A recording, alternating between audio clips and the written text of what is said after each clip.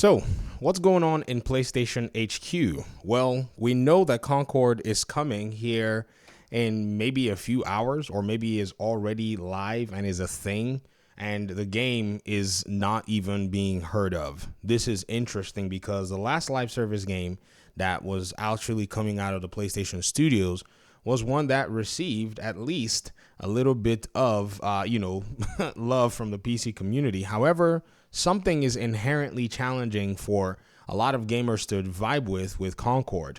Now, there are many videos that have been made. Some people are not too keen on the character designs and a lot of the strategy and the war that goes on in the social spaces.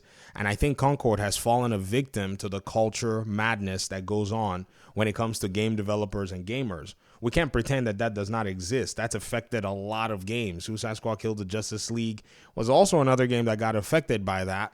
And I made my commentary where I'm like, game developers need to respect the fans of their audiences.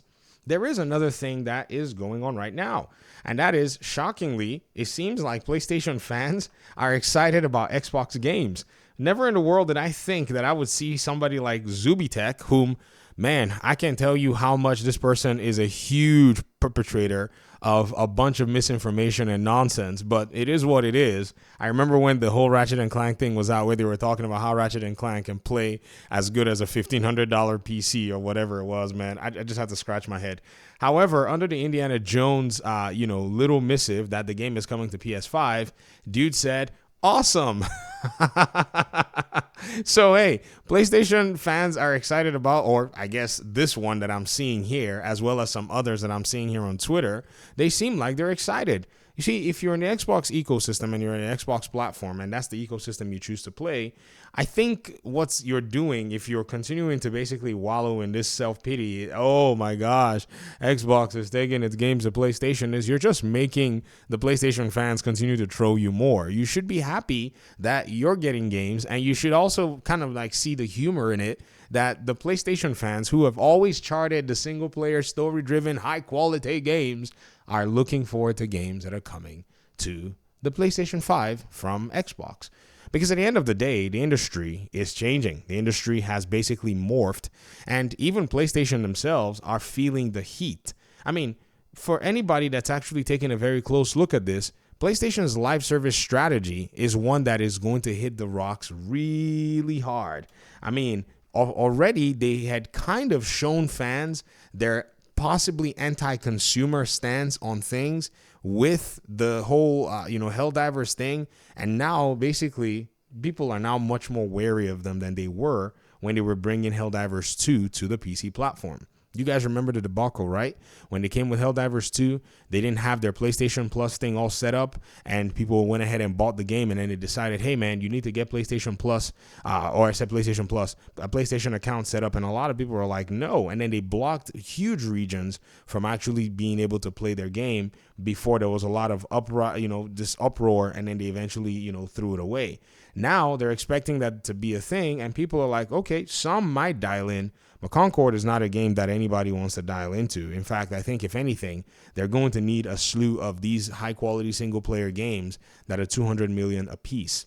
The question is, are they going to be able to keep making games like that at the frequency that they were bringing them to PC? And I don't know, because if you think about it, right now Santa Monica is probably 2-3 years away from their next game. I don't know where Naughty Dog is with their next game, and for the most part, these two studios have brought some really solid games. But again, if you think about the changing gaming landscape, where right now there's huge influence of gamers to be able to rile up on the internet. I know we call the internet a bubble, but it is still very pivotal in the way games are seen and perceived. And PlayStation is having, in my opinion anyways, some kind of a mixed reception on PC, back and forth. They may have a hit, they may not have a hit. At the end of the day, it is what it is. If you think about their second-party games and possibly their money-hatted games, those games, too, seem to also have their own challenges, and they have their own successes as well. There's no doubt about that.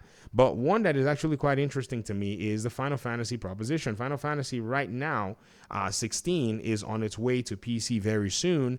And this is a game that, for the most part, they have taken, basically away from everywhere else. However, something is quite uncanny with the Final Fantasy proposition. Many say 16 was not really a great game to them. And so it's not necessarily a matter of, say, the game being exclusive itself. That's one thing that would have probably maybe limited its sales. And then Final Fantasy VII Rebirth also had low sales. So apparently it seems like Square Enix may distance themselves from taking a big game like Final Fantasy into the, console exclusivity side of things. And they probably eventually start going multi-plat, because their Final Fantasy is a brand that's, as old as dirt. And it needs to continue to build more brand knowledge, because if it doesn't do this and it continues to sequester itself as an exclusive, it's going to lose a lot of its fans. So I see it coming in its next big iteration as a PC day one launch, unless agreements have already been made and PlayStation has basically bought into a lot of time exclusivity with their games. And so at the end of the day, right now, PlayStation is remaining profitable, but it seems like their business pillars, according to them, are starting to wane. I remember when Insomniac leaks came out, it was quite interesting to see that their analysts actually did draw that conclusion. If you want to find those leaks, you can find them on the internet. I don't want to make a video showing the leaks because, again, it's leaked material. However, some outlets did report on it. So usually I'll show, the articles from the outlets and so on and so forth. There was one thing that was quite interesting that PlayStation did, bring out in their analytics, was how they were going to basically try to keep up with the subscription services that Xbox was bringing to the table. And one of the things that they concluded was they were going to try to reach out to some of their partners in the industry to try to be able to get, good deals, to be able to do profit sharing. And they actually laid all this stuff out in, their analysis. And so it's interesting to see how, they're approaching this entire thing. But here's the thing, their subscription proposition is nothing close to what Xbox's Game Pass is doing. Xbox Game Pass is basically the Netflix of video game subscription. So I think PlayStation is going to have a challenging time trying to come close to this, because they just don't have the pockets deep enough. They can money hack games for time exclusivity and so on and so forth, but the Game Pass thing is just so strong at the end of the day. And at some point, Xbox is going to be in a position where this money hacking is not going to matter anymore, simply because other third-party games are going to be leveraging, Game Pass as well, and providing options for people who remain on the Xbox ecosystem.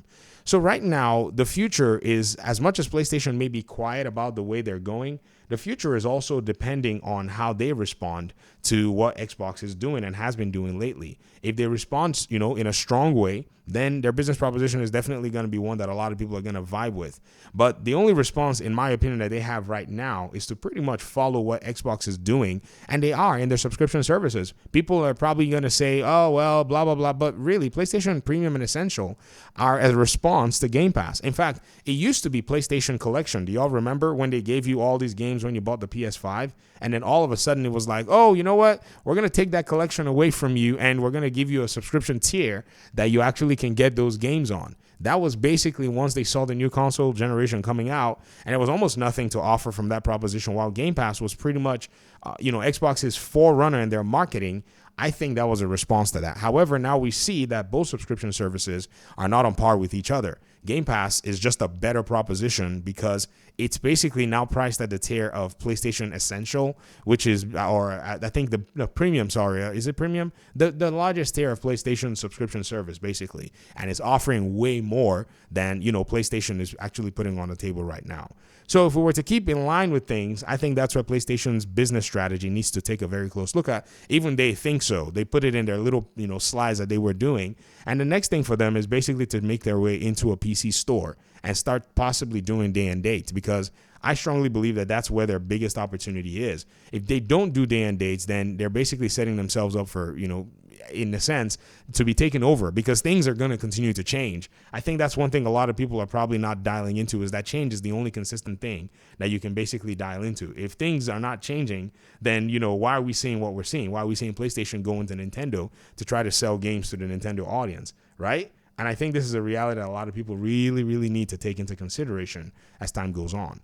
But anyways, this is what I'm seeing from the PlayStation camp. I'm looking forward to their competitive response because, again, to me, it continues to benefit the PC gamer. And even Xbox's, new strategy has been benefiting the PC gamers. And so is PlayStation's also, more conservative PC strategy. But I think aggression is about to take root, and brace yourself for what might be coming very soon. Thanks for watching the video. Appreciate you guys' time and audience, and hopefully We'll talk pretty soon in another one. Peace out.